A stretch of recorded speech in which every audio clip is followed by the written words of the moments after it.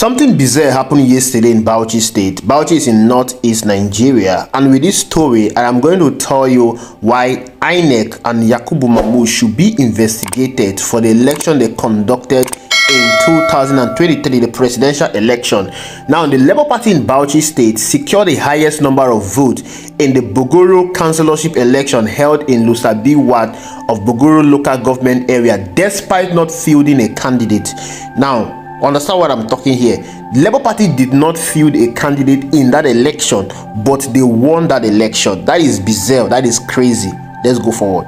Because the Labour Party did not field a candidate, the Bauchi State Independent Electoral Commission declared the candidate from the ruling People's Democratic Party, PDP, Lucy Amadu Yusuf, who came in second place, as the winner and the newly elected councillor representing Lucy B ward. Now, this is the number of votes that the Labour Party got. The Labour Party garnered 2,200 votes. The PDP, Lucy Amadu Yusuf, closely followed with 2,168 votes. Bauchi is a PDP state. The governor of Bauchi is Bala Mohammed, and the Labour Party won a councillorship vote in that state without fielding a candidate. Now, before I continue, I want to show you the vote that Peter Obi got in 2023 presidential election in Bauchi state. In that election, Peter Obi got 27,373 votes. 27,373 votes. I want you to listen to this and ask me, how does it really make sense? How can Labour Party win an election in Bauchi state without fielding a candidate? No candidate, no campaign, but they got 2,000 votes and they won the election against the incumbent, a PDP councillor. How does it make sense to you? Does it ring a bell to you? Yes, it should ring a bell to you. It shows you the popularity of Labour Party now because of Peter Obi. People are going to cast their votes because of Peter Obi. The last election was conducted just 1 year ago, but the Labour Party is still in the people's mind. It's still in their memory. They sleep Labour Party, they think Labour Party. They cannot wait for 2027 to come for them to go again and vote for Labour Party. This is the reason they are voting for a party that do not have a candidate. It doesn't make sense. You won an election without fielding a candidate. That shows how popular you are. Now, we are talking about a northeast state, in Bauchi state, that INEC said that Peter Obi got 27,000 votes. Bauchi state has 212 wards in all the 20 local government area. And you're telling me that out of that 212 ward, just one ward gave the Labour Party over 2,000 votes in a councillorship election that they did not participate, they did not advertise, and you want to make us to understand that out of the 212 ward, Peter Obi was able to get only 27,000 votes across the world and Bauchi state. It makes no sense. This shows you the level of rigging and manipulation that was done in 2023 in order to ensure that Peter Obi did not only win the election but came third. Yes, they knew that if Peter Obi had come second, the challenge would be more difficult for INEC and the judiciary. That was why they deliberately placed him on the third position to make it impossible for people to ask more questions. That is the reason why whenever they are talking about Peter Obi winning the election, you see people saying, how can you say someone that came third won the election? But yet, someone that came fourth in the Imo State election, we're talking about Hope Uzodinma, was declared the winner of that election by the judiciary. So you can see how possible it is for the INEC and the judiciary to collude and either rig someone out or declare someone a winner in this election. I know most of you will be doubting this question. You'll be saying it's not possible, it's not true. How did Labour Party logo appear on the ballot box if they did not participate in that election? Now let me answer your question. The ballot paper they used in the 2023 election was the ballot paper they used in the yesterday election. That was the reason why the Labour Party logo is still on that ballot paper, and because that logo has been imprinted on the mind of the people have the memory of the Labour Party, because what happened in 2023 was unprecedented. There was a lot of grassroots mobilization for Labour Party. Nigerians work hard, they traverse the breadth and the width of this country to ensure that they sensitize people about Labour Party. So the memory of Labour Party is still fresh in the mind of the people. That was the reason why they went to that election and voted for a Labour Party candidate even when there was no candidate in that election. It shows you what 2027 is going to be like. 2027 election is going to be a different ball game, and it's going to be very difficult for APC to rig that election, and I'm going to explain to you that. But before then, there are two things that I want to talk about from this thing. Now, most of you've been clamoring for Peter Obi to leave the Labour Party and go form his own party. Labour Party has been embroiled with a lot of controversies lately. As I'm talking to you now, the seat of the chairmanship of the Labour Party is still in controversy. It is still vacant, even though Abure conducted a convention that brought him back to power.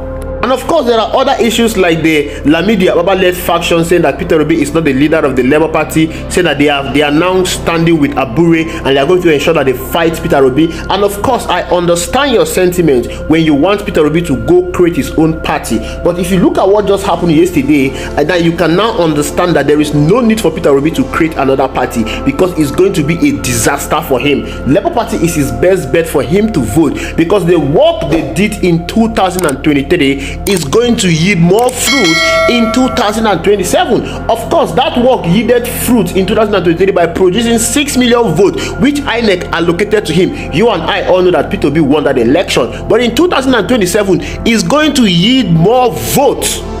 Many people did not vote in 2023.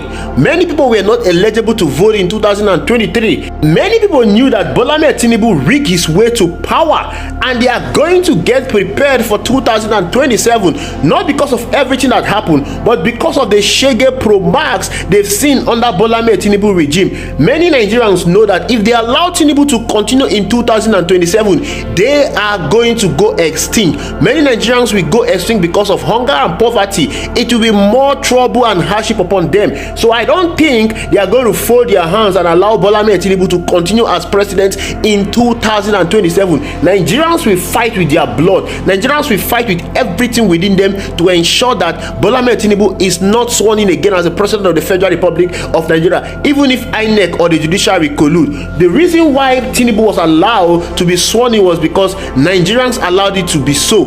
If Nigerians has gone on the street to protest, I can tell you for a free that Tinubu will not have been sworn in by the judiciary. Never. Therefore, 2027 election is going to be a game changer. It's going to be a war for survival for Nigerians. Nigerians are going to do everything possible to ensure that who they want to rule them become the president. The last protest that happened shows you that Nigerians are willing to protest if they all come together. Of course, you might say that not everyone joining that protest, but let me tell you something for free. If there is a protest that will come up again in this country, it's going to be much worse than what we experienced in August 1st. So you can see, Peter Obi should not leave Labour Party. Whatever is the problem in Labour Party is man management. It can be resolved. Whatever is the controversies can be solved. Peter Obi should ensure that the problem in Labour Party is fixed ahead of 2027. And I believe this is the reason why he's still in the Labour Party, because he wants to fix the Labour Party. He wants to ensure that the problem in Labour Party is solved for 2027 election.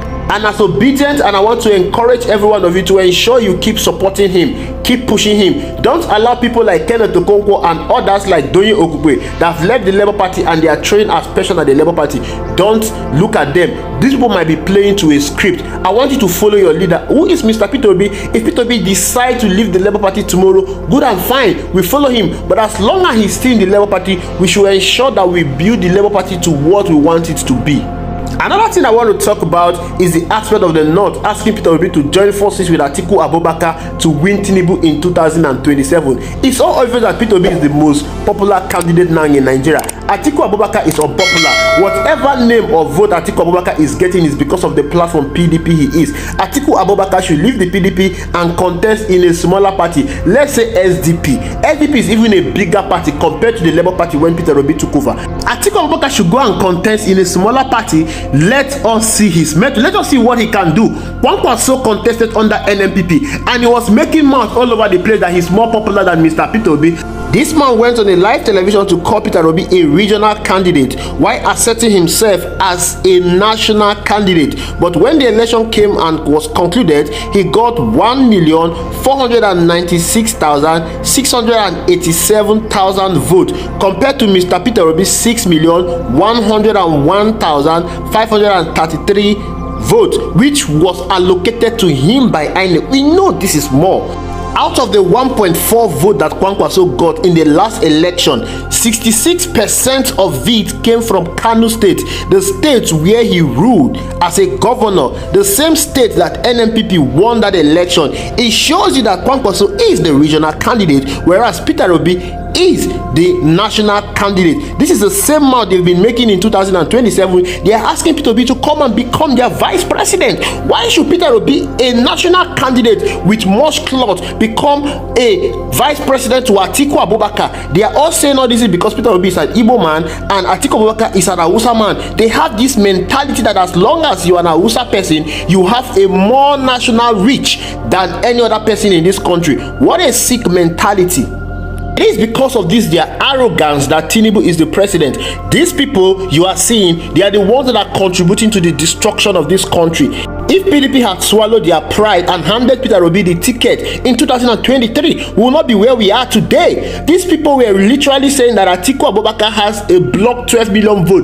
They were eyeing the block vote of President Muhammadu Buhari, not knowing that Atiku Abubakar is not Buhari. Atiku Abubakar has conducted an election as an independent candidate under ACN. He did not get up to 3 million votes. What then made them think that Atiku Abubakar is going to get that vote? Atiku Abubakar is an old man. He do not have the widespread support that Mr. Peter Obi had. But in 2027, they are still looking for Peter Obi to come and become a vice president, someone with a 6 million block vote.